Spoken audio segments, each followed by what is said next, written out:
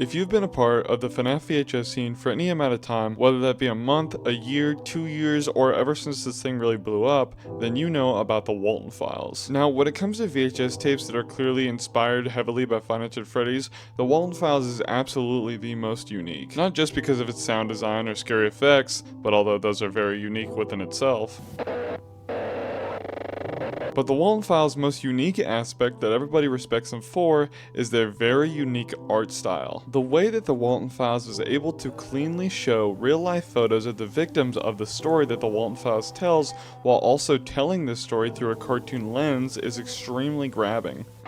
Now, obviously, the real-life photos per se are faked, but they look very real. Now, all the clips that I've shown you so far are just from the first episode. Those were released over 6 years ago at this point. Over the years, Martin Walls, the creator of the Walten Files, has only progressed in his art style, and the more his portfolio expands when it comes to what he is able to accomplish when it comes to this specific art style, the more unique, intriguing, and fascinating his creation becomes. It has become a trend to say that the Walten Files lore is objectively better than the Five Nights at Freddy's lore. With that being said, I believe that there are subjective parts and objective parts, and I will tell you the difference between the two. The subjective part can be what you prefer when it comes to what the FNAF lore focuses on and what the Walten Files lore focuses on, but the objective part is which lore handles their topics better. Which lore does a better part at getting across the message that they are trying to portray within their story. If you were around for Five Nights at Freddy's in the very beginning, you are just as familiar as I am with the fact that the lore begun as a very gritty and heart-wrenching story, but it always seemed to focus on haunted animatronics and crazy murderers and spring-locked suits. Now, I understand that I say that as if it's a critique, but it's really not. I actually love the beginnings of the FNAF lore and the way that it was portrayed. But up until the 6th game, which I understand is the only game that really did this,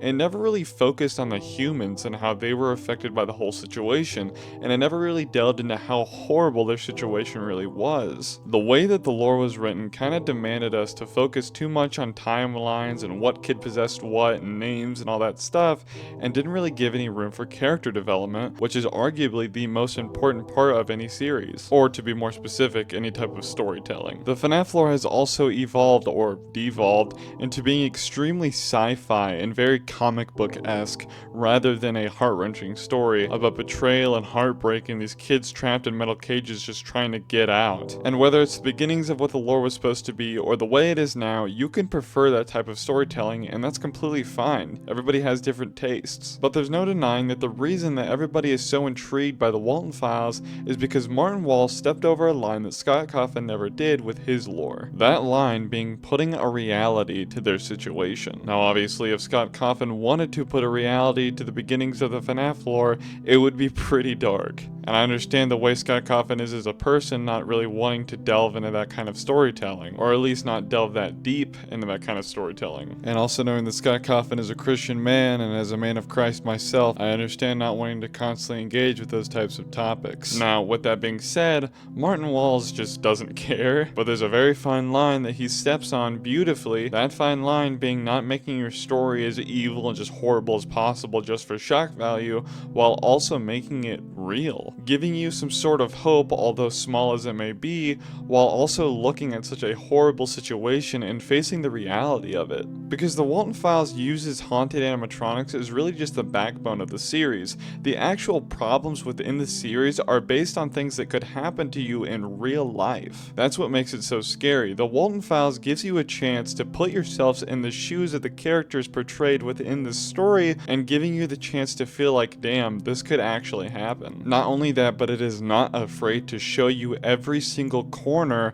of what it would be like. What it would be like to be Felix Kranken getting too drunk while trying to pick your friend's kids up from a school party, crashing, being the only survivor, and being too scared to tell your best friend, so you bury his kids in the woods and you try to kill yourself because that is a more plausible scenario in your mind than telling your friend that you have killed his children due to your negligence. But you can also put yourselves in the shoes of Jack Walton, trusting Felix Kranken, your best friend, with your own children, just to find out that later that night, you would never see them again. Desperately trying to call your best friend, pleading with him to pick up the phone so you could figure out what happened to your kids, while your mind, not being able to help itself, replays the worst case scenarios in your head. To put it in the most basic terms, Five Nights at Freddy's, more so nowadays than it was before, was a supernatural story about good versus evil, but the Walten Files is really just a gut-wrenching story about human failings, giving you a front row seat as these people face the reality of the horrible decisions that they have made, whether it's a decision that they were too ignorant to see, or a decision that they did not care enough to face. And it uses the haunted animatronics as the backbone of the series. Now, as this video says in the title, this is everything you need to know before this new episode of the Walten Files releases. So I'm going to give a very small recap of everything that has happened in the series, making it as fast as I possibly can. And then I'm going to give you a theory that I crafted in my latest live stream to where I believe that I know the exact date in which this new episode will release, even though the only release date that we have gotten up to this point is the summer of 2026. So with that being said, let's begin the recap. Jack Walten and Felix Kranken met in college somewhere within the late 60s. They had both shared an interest in children's entertainment, specifically Jack Walten after already having 3 daughters, and they wanted to start a fast food chain together in which children could be entertained by robots up on the stage. Fairly quickly, Jack Walten and Felix Kranken would start a company named Bunny Smiles Incorporated. This company would be the distributor for their restaurants and merchandise surrounding the characters that they put up on stage. As they were getting closer and closer to opening up this new restaurant, Rosemary, Jack Walten's wife, would give birth to their 3rd daughter, Sophie Walten. Although everything was going good with the Walten family, Felix Kranken had a big problem, and that was his drinking. This had been a recurring problem since Jack Walten and Felix Kranken had met,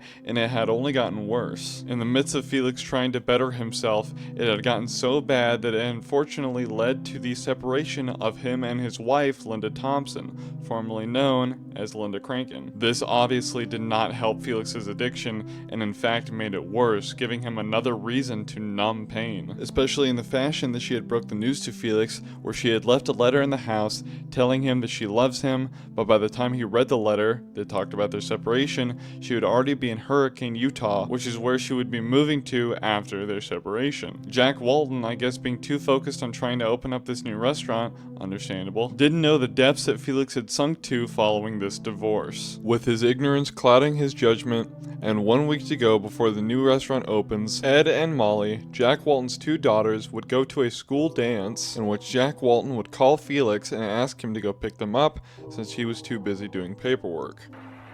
Hello? Felix. Jack, what is it?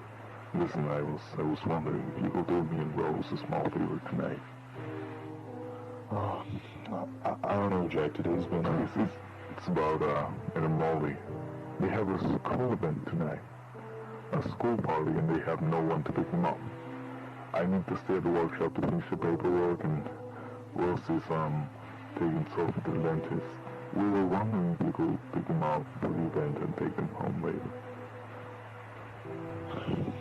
Tonight? Yeah, if it's possible, of course. Sure, I can do that. Really? Yeah, sure. Oh, thanks a lot, man. You're a lifesaver, Felix. It's nothing. Alright, so I'll pick them up at 5 and get them home at 9. Rose should be home by then. If she's not, you call me. Got it? Got it. Jack had gotten done with his paperwork and trusting Felix with his children. He had gotten home that night just to find Rose in a panic, saying that Felix nor Ed and Molly had ever gotten home. Now obviously in the beginning you could say, well, maybe he's just running late, but you can only say that for so long. After sitting and waiting, Jack would slowly spiral into a panic. Hours would go by of him calling Felix to no avail. Walten's mind would go from worrying about Felix and the children to worrying about if Felix had done something to the children. He would remain in a panic as he would sporadically keep calling Felix to see if he could finally reach him. You have 25 new messages. Felix, pick up the phone. Now, I need you to pick up the phone. It's been 3 hours since I told you to get Ed and Molly home. What happened to my children? If anything happened, Felix, you must tell me. You haven't called me in Alice, I need to know what's going on. I'm trying to call you all night. What the hell is wrong with you? I've been trying to contact you all night. I've been calling everyone for you. Just what the hell is wrong with you? 3 hours, you didn't call. I asked you to do one simple favor for me. I need to know. Jack Walton would never see his children again. It would seem as though that Felix Kranken's alcoholism had gotten the better of him, and he decided to drink before taking Ed and Molly home, to where he would swerve off the road, hit a tree, and be the only survivor of the crash. With the weight of being an alcoholic, losing your wife because of your alcoholism, and finally, having your best friend's kids dead in the backseat of your car due to your alcoholism as well, I can't imagine what that would feel like. Felix would scream in terror and horror as he would try to fix the mistake he's made, but there's no going back from what he's done. Knowing that he will not be strong enough to face Jack Walton and Rosemary Walton with what he's done, he decides to bury the children in the woods with their favorite doll, Rocket. He throws their belongings in the nearest river and plans to jump himself, but eventually, he is not able to do it. No matter how hard he wants to avoid it, he is going to have to tell Jack and Rosemary what has happened. After a week of panicking, he sits down with Jack and Rosemary and breaks the news to them. He would later say that this is the longest conversation he has ever had to go through. This would be a week before the opening of the Bob's Burgers restaurant that they had worked so hard to open together. A little over a month after the death of Ed and Molly, that being on May 2nd, 1974, Jack Walton, on June 11th, 1974, would go missing, seemingly without a trace. Nobody knows where he went. Maybe he moved away and couldn't handle being around his family after the accident.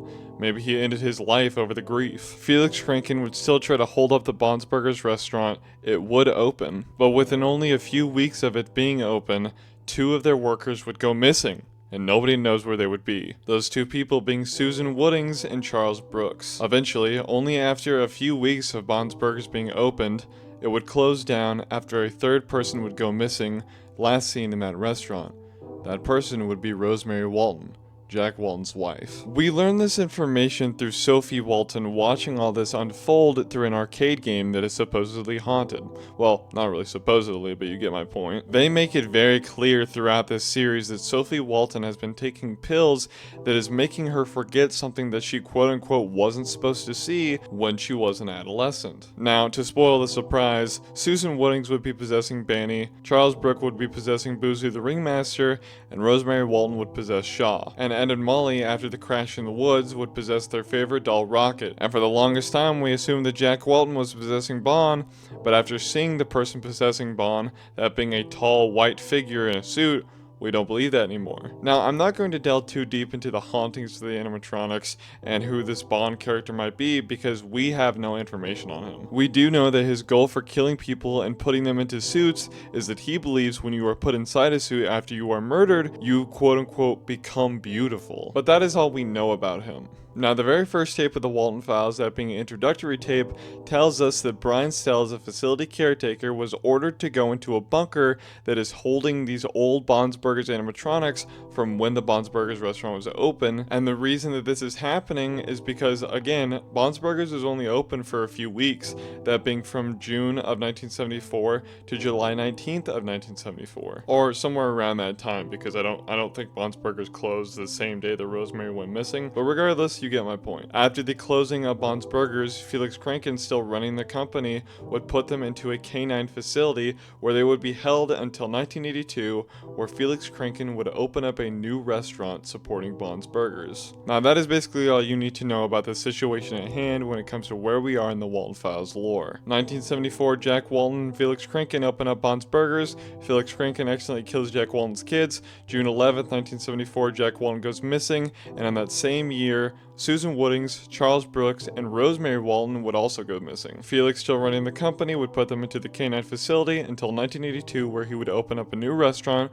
which is where we are now. Now, this is where I will get into why I think I know the exact date in which the new episode will be released. Now, before I show you the introduction to this theory, keep in mind that the only type of release date that we have gotten so far has been summer of 2026. Right now it is mid-July. A few days ago, I did the first part of a 2-part live stream in which I was going to go over the entire Walten Files series to get proper preparation for the new episode coming out in the summer. But later into the live stream, I noticed something about the beginnings of Relocate Project. June 28th, 1974, August 23rd.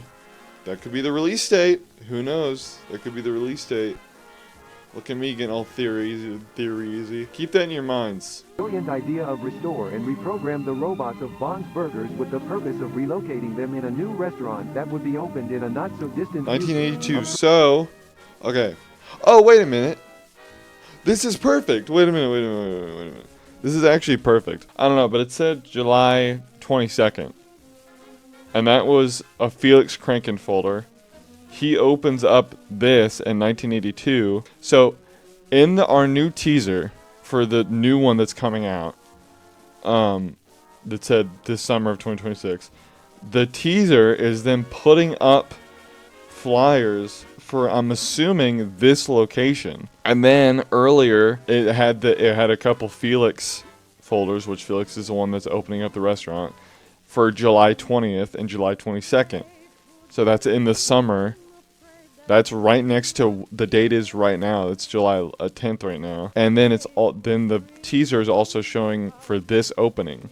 So tape releasing July 20th, July 22nd. So I explained it kind of autistically within the stream because I was still kind of collecting my thoughts. So now I'm going to show you the teaser and then I'm going to go in depth on what I was actually trying to get across.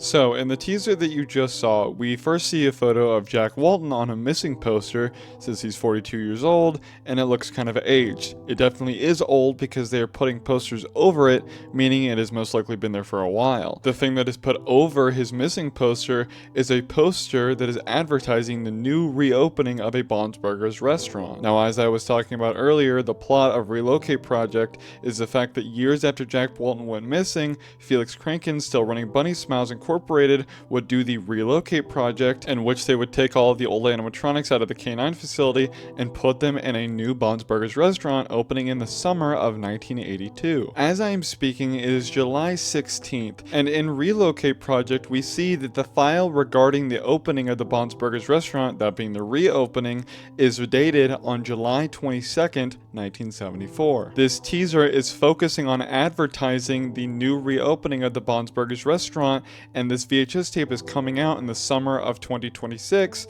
and we are getting to the later parts of the summer towards the end. This folder is regarding the ending of July. We are getting close to the end of July, and we are getting more and more advertisements that are focusing on the Relocate Project and the opening of Bond's Burgers, saying that it is coming out this summer. I think that this folder regarding the Relocate Project opening is telling us the same day that the VHS tape will come out, July 22nd. You can say that it's a stretch, but I really don't think it is. This folder is regarding Relocate Project. This new VHS tape is regarding Relocate Project. It says it's coming out in summer of 2026. We're getting our first advertisements in July. The file is regarding the Relocate Project. I mean, it's really just lining up. I don't think it's that big of a stretch. And from the time that Bunny Smiles Incorporated is founded, to the time that Bond's Burgers opens up, to the time that Jack Walten and Rosemary Walten and Charles Brooke and Susan Wooding all go missing, it is all in the middle of the summer. Think about it. The very beginning of the story, the first incident, which is Felix crashing and killing the kids, happens after an end of the year school party. And the ending of the first phase of the Walten Files happens when Bond's Burgers closes for the first time,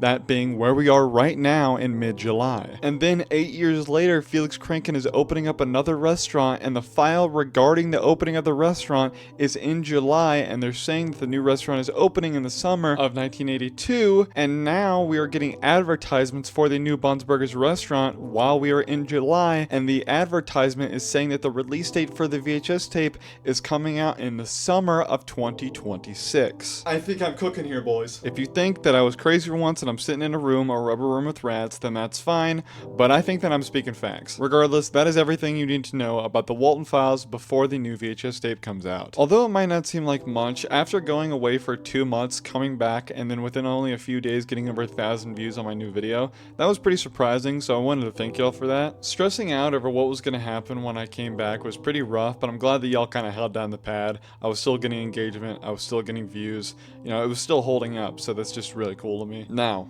with that said, I'm going to be consistent within the next few weeks, I promise you that, but I live in the north in the mountains, so I already have pretty bad Wi-Fi as it is, but I am currently moving into the middle of the woods and a lot of open land, so my Wi-Fi is going to be dog shit for a while, to the point where if I do want to post while my Wi-Fi is this bad, it will get sorted out eventually, but regardless. The videos will most likely go to how they were a year ago, where they were made on my phone, and it's just not going to be as good quality, and I'm sorry about that, but that's the only way I can really be consistent. But hey, you know, I got 2 videos that got almost 200,000 views with just making them on my phone, so I'm sure it'll be fine. We'll just have to see, but that's kind of a warning in case I have to take a hiatus again for like a couple months while I get my Wi-Fi sorted out, but I think I'll be able to be consistent. I just want to let y'all know that. Regardless, thank you for watching and goodbye. This is like George Orwell's book, 1984.